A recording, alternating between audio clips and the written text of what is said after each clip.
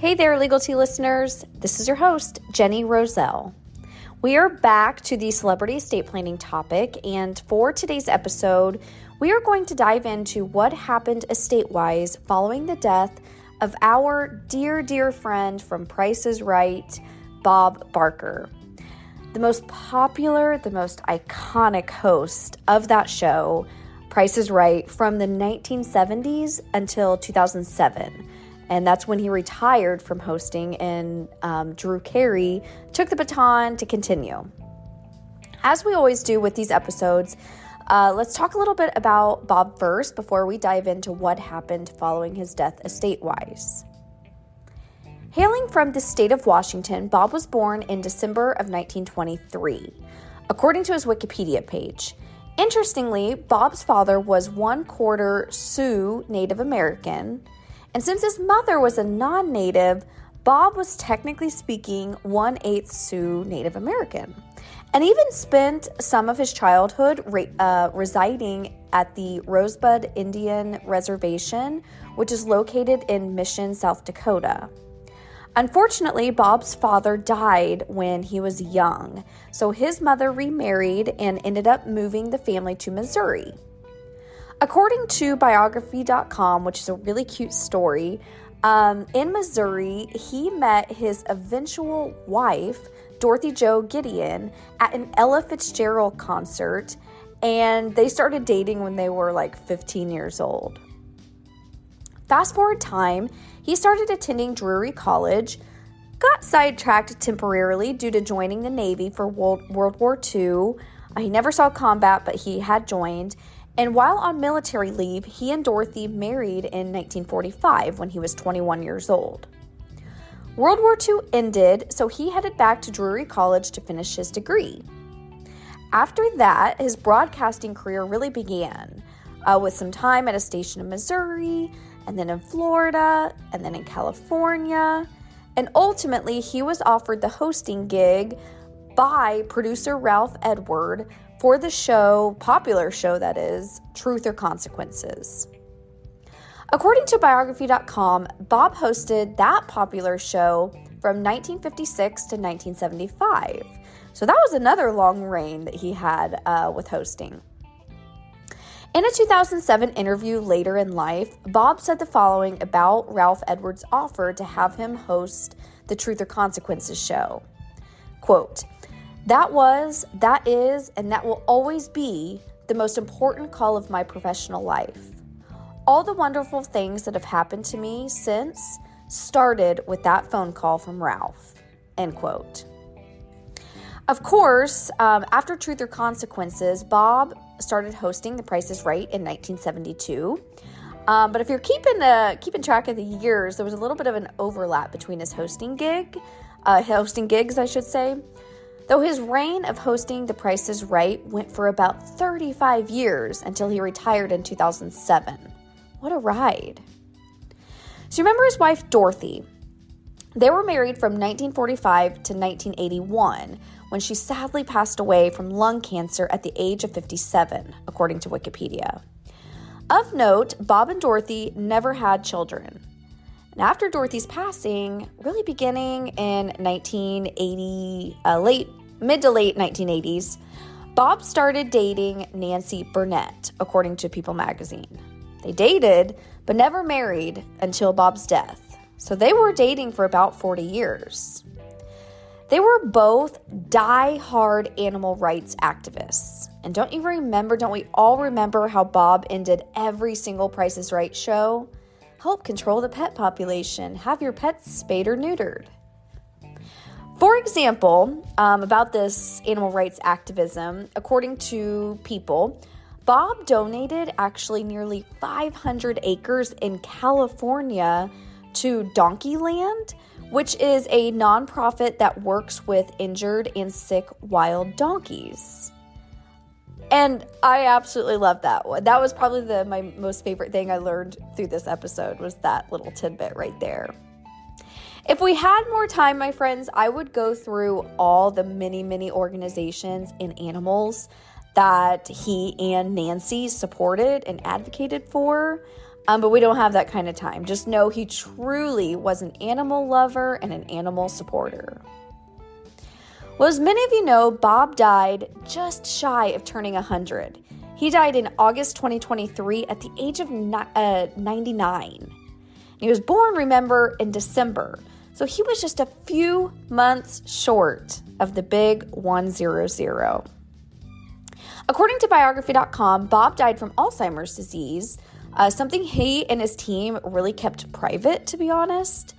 So after he passed away, it's been confirmed that Bob definitely had some type of estate plan, and very likely a plan consisting of some sort of trust involved type of estate planning.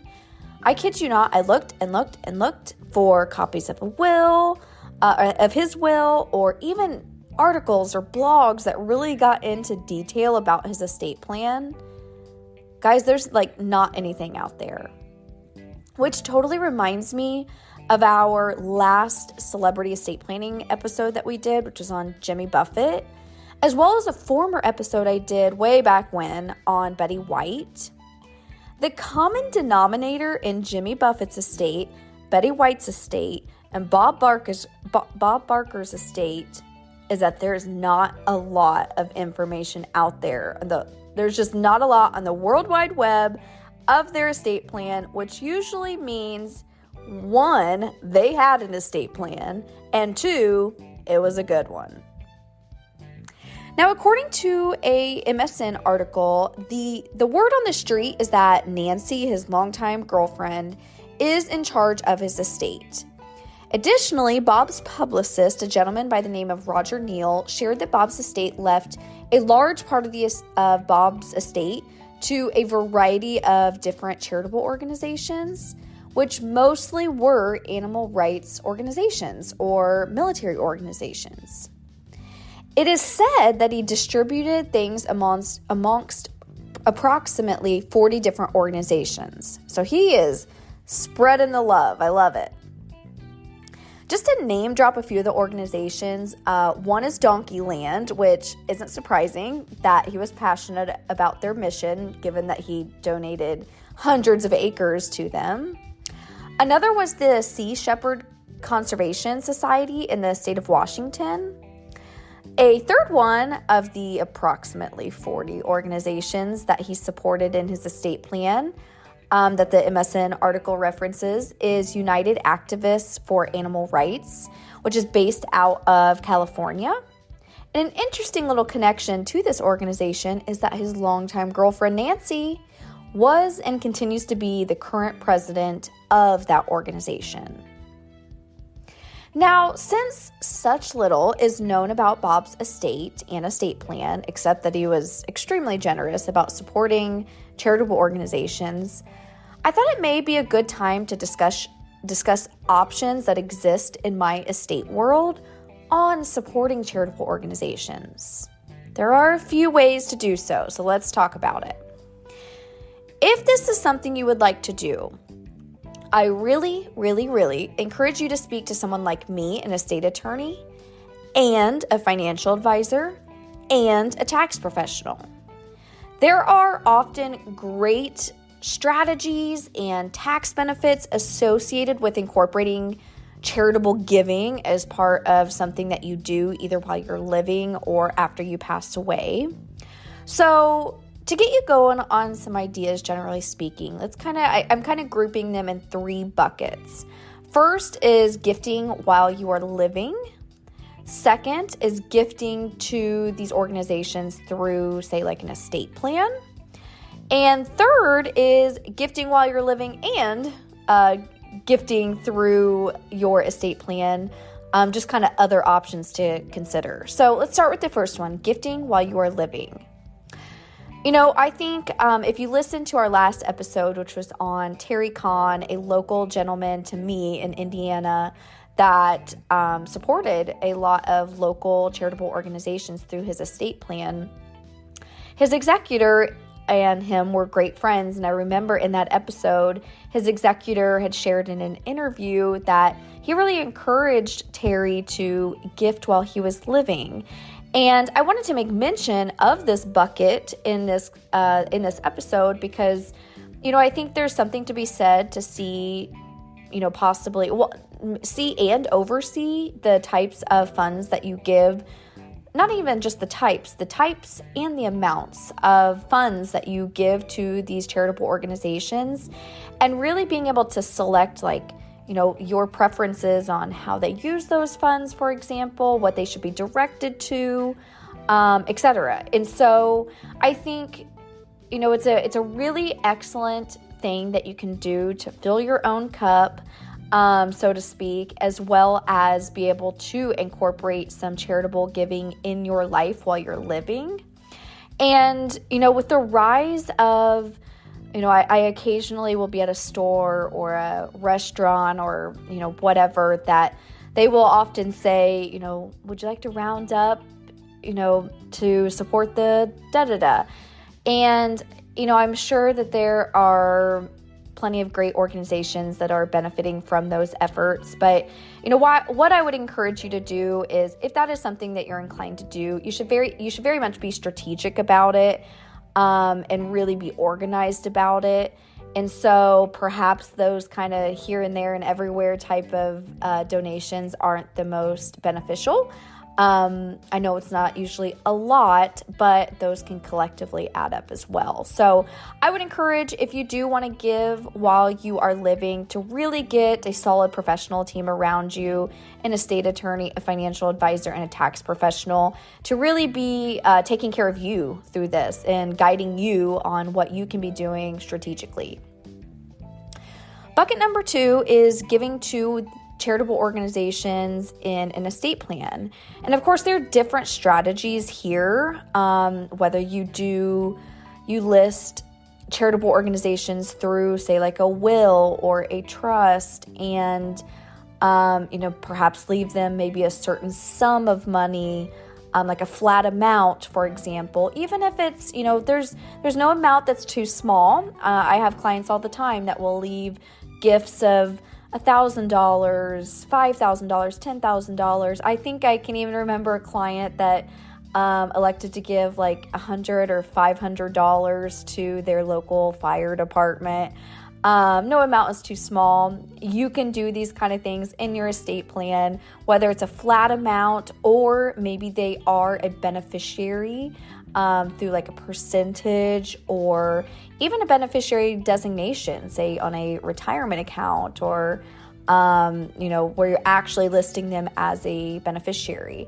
So what I will say on this bucket is there's a lot of different strategies there as well. There's even types of trusts out there that are solely for charitable giving. There's these weird little acronyms in my world that are called CRATs and CRUTs, and they're Charitable Remainder Annuity Trust and Charitable Remainder Unit Trust. I mean, there's so many types of options out there for regular old people like me, for people that have, significant wealth. There's tons of different options. Just rely on your professional team to really guide you. Now, the third bucket, I should say, are kind of like, maybe you gift while you're living and after you pass away through estate planning instruments. But another option that I wanted to throw out there is, there are something that's kind of gaining a lot of popularity. I don't want to say a certain number. I want to say like the last 5 or 10 years, but it could very well be longer than that. They are things that are called donor advised funds. That are wonderful options that, like I said, are really growing in popularity. Those are things that an advisor, a financial advisor, can help, walk you through and explain, which, the big thing you should really be hearing me say is when you have this, intention to provide for charitable organizations, you really need to have a solid professional team around you to support you and be strategic with those gifts. Alrighty, I think we are ready to wrap this episode up. Next week, we are back to a cautionary tale type of episode where we talk about real life clients, real life facts. They are things me or my office have actually worked on. And so far, I usually try to give a little sneak peek at the end of these episodes. If you're a faithful Legal Tea listener, you know that sometimes I push myself up against a wall, and I'm recording this January 25th. This episode will be released in just a few days. I really haven't thought about the next episode, so I'm sorry you don't get a sneak peek this week. But just know it's a cautionary tale, and those are kind of real life client kind of stories. So hang with me. I will talk to you next week. But until then, take care and please be well.